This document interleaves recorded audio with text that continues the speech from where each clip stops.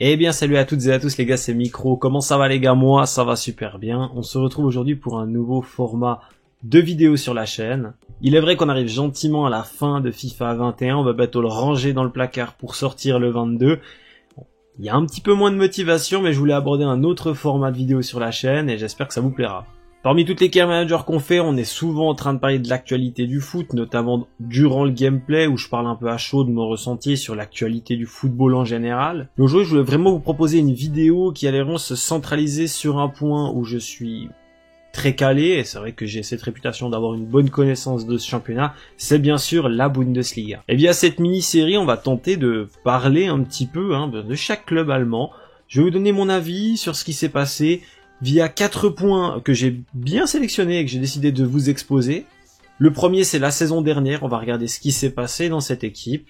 Le second, c'est les changements qui sont apportés durant ce mercato, à savoir que ce mercato n'est toujours pas fini. À l'heure où je tourne, nous sommes le 25 juillet et le mercato est toujours ouvert. Mes attentes de l'équipe cette année, à savoir avec son nouveau recrutement et également les changements apportés au sein du club. Et le quatrième point, c'est mon pronostic pour la saison à venir de cette équipe et je vais tenter de la mettre dans une des 4 catégories qui selon moi pourraient référencer tous les clubs du championnat. La première bien sûr c'est la course au maintien, la seconde c'est le ventre mou, la troisième c'est la course à l'Europe et la quatrième c'est les favoris au titre final. Je vous donnerai bien sûr mon avis, plus son classement final, je vais tenter de m'avancer, ce sera pas toujours évident. On est parti. Et bien sûr, je me devais de commencer cette petite série en parlant du tenant du titre du grand Bayern Munich, 9 fois champion d'Allemagne d'affilée, qui a également égalé le record de la Juventus, et qui a la possibilité de prendre les devants avec 10 titres de champion d'affilée, ce serait une première en Europe. Et que dire de la saison dernière du Bayern, qui était un petit peu verre à moitié vide pour moi, parce que tu t'attendais à une grande saison, étant donné que le Bayern était champion d'Europe en titre, avait réussi à écraser tout le monde, à montrer toute sa domination sur l'Europe, et tu t'attendais à avoir un Bayern très très fort qui devait exploser déjà au niveau national, mais aussi au niveau européen, et pour moi ça n'a pas forcément été le cas. On va commencer bien sûr par le championnat. Alors oui, le Bayern finit champion, oui le Bayern n'a vraiment pas trop eu de concurrence, mais c'est pas pour moi aussi le Bayern le plus incroyable qu'on a vu sur les 9 dernières années. Le Bayern a été bon, mais pour moi a aussi pu profiter de l'irrégularité de ses concurrents directs. On peut parler de Dortmund, on peut parler de Gladbach, on peut clairement aussi parler de Wolfsburg la saison dernière. Il y a eu des bonnes périodes, il y a eu des périodes un peu plus compliquées, tout comme Leipzig, mais le Bayern, eux, ils ont maintenu ce niveau de qualité qui était suffisant pour enchaîner les victoires et finalement remporter le championnat sans trop de surprises. On va pas se le cacher que c'était le prétendant au titre final en Bundesliga et qu'ils ont réussi au moins cet objectif. Par contre, on peut parler plus sérieusement de la Coupe d'Allemagne qui pour moi a été un réel point noir dans la saison du Bayern. Je vous rappelle que le Bayern a été sorti en 8e de finale, ça peut arriver, mais contre une équipe de 2e division, qui certes a été très très bonne, a joué la promotion jusqu'à la dernière journée, mais qui s'est complètement écroulé. Ostkiel, qui a perdu d'ailleurs durant les barrages de promotion-légation contre le FC Köln. Et du coup, tu te dis, tu sors en 8e de finale alors que tu étais tenant du titre. Il y a peut-être un peu de regret à ce niveau-là, et tu sors d'une saison où en plus de ça, tu ne réussis pas à performer en Ligue des Champions, puisque tu te fais sortir par un très bon Paris Saint-Germain en quart de finale, mais tu t'attendais quand même à aller en demi, au vu de la dernière saison, et en plus du fait que tu étais tenant du titre. Donc ces résultats-là, moi j'ai un peu envie de dire que cette saison dernière du Bayern, elle est plutôt le verre à moitié vide, parce que je m'attendais un peu mieux, je m'attendais au moins à voir le Bayern champion d'Allemagne, c'est ce qui a été le cas, mais par contre je m'attendais également à voir le Bayern au moins aller dans le dernier carré, en tout cas en Coupe d'Allemagne, et se faire sortir en 8e de finale, c'est vraiment pas terrible du tout, et je m'attendais à beaucoup mieux de leur part.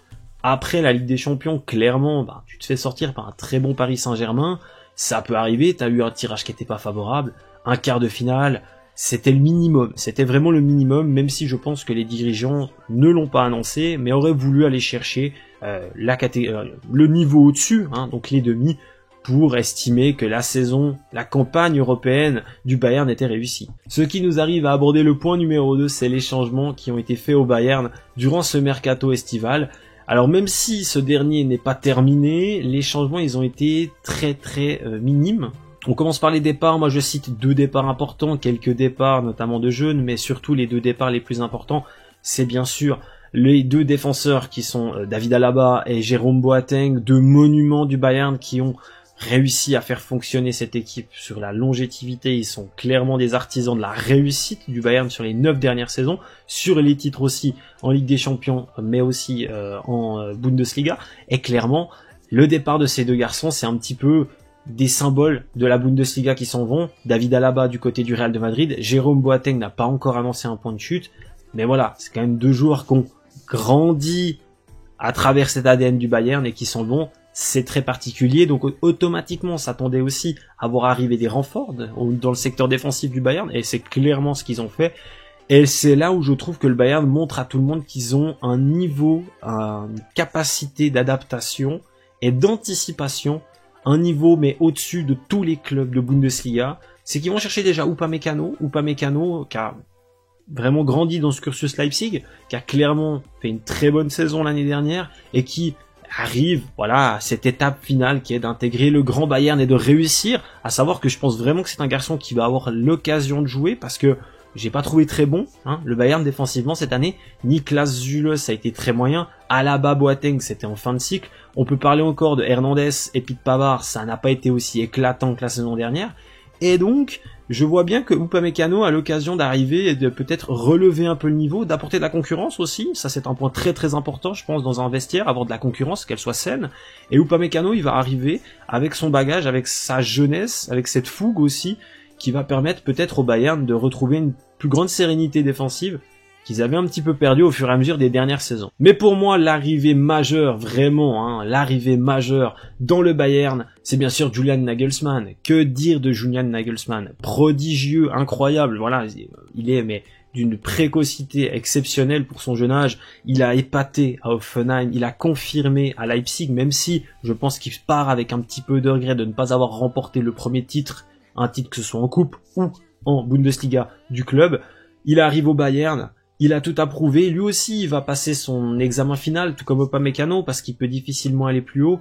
Mais ce qui est fou dans tout ça, c'est que depuis des années, on le savait qu'il allait finir au Bayern, parce que le Bayern a cette capacité d'anticipation, j'en parlais avant, qui est exceptionnelle, et cette capacité aussi à toujours se renouveler en allant affaiblir un concurrent direct. Et c'est clairement ce qu'ils font avec Leipzig cette année. Leipzig a été très très bon dans l'ensemble, a pu compter sur certains bons éléments, notamment le départ de Werner l'année dernière a fait très très mal. Ils ont fait 100, ils sont assez bien débrouillés j'estime. Et là tu vas leur prendre leur tacticien plus l'un des meilleurs éléments défensifs de l'équipe pour tout ça mettre dans un effectif qui est extrêmement complet déjà. Je dis chapeau le Bayern, et je vois vraiment aucun autre club européen qui arrive à être aussi bon dans son recrutement, aussi sain et à être aussi performant d'un point de vue je renforce tout en affaiblissant mes concurrents. C'est un modèle qu'on retrouve dans pas mal de petits championnats, notamment en Suisse, où t'as souvent eu cette image du FC Bâle qui allait attraper tous les talents suisses pour les regrouper, pour faire un petit peu cette best team suisse. Et le Bayern, c'est un petit peu ça, mais c'est à un échelon bien plus au-dessus, puisqu'on parle d'un des 5 plus grands championnats du monde. Et Nagelsmann va arriver avec ses idées, sa jouerie, et je suis persuadé que ça va matcher, parce que il a réussi à le faire à Leipzig, il a réussi à le faire aussi avant à Hoffenheim, et même s'il intègre un vestiaire d'une qualité qui je pense est supérieure, d'un club avec un standing supérieur, il aura peut-être besoin d'une saison d'adaptation, mais sur la longévité, Nagelsmann, ça va de toute façon fonctionner, on le sait très bien, et j'ai pas trop peur de m'avancer. À savoir que je pense aussi qu'Andy Flick, ancien entraîneur du Bayern qui part du coup à la Nationalmannschaft, était peut-être pas responsable parce qu'il est arrivé dans les bons moules, arrivé par la suite du licenciement de Kovac, il a pu surfer sur la qualité, il avait cette statistique complètement folle du type qui remportait plus de trophées qui perdait de matchs.